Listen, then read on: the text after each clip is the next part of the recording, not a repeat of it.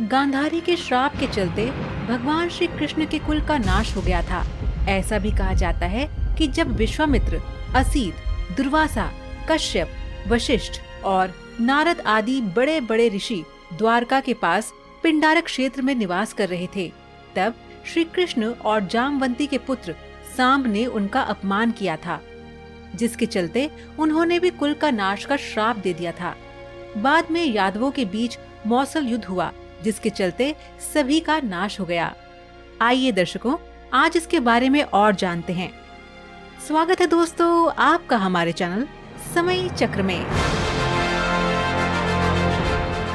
जब मौसल युद्ध हुआ, उसमें श्री कृष्ण के देखते देखते सांब, चरुदेषण, प्रद्युम्न और अनिरुद्ध की मृत्यु हो गई।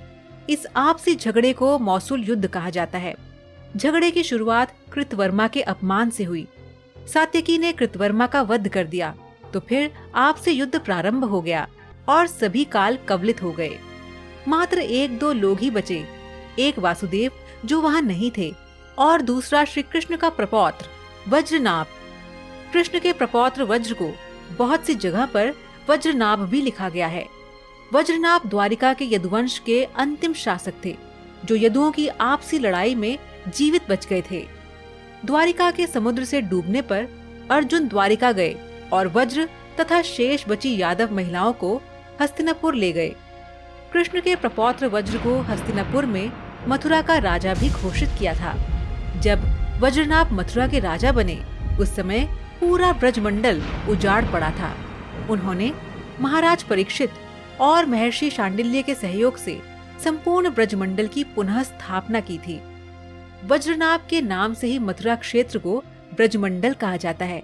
इस वज्र ने ही मथुरा में सर्वप्रथम भगवान श्री कृष्ण के जन्म स्थान पर भव्य मंदिर बनवाया था।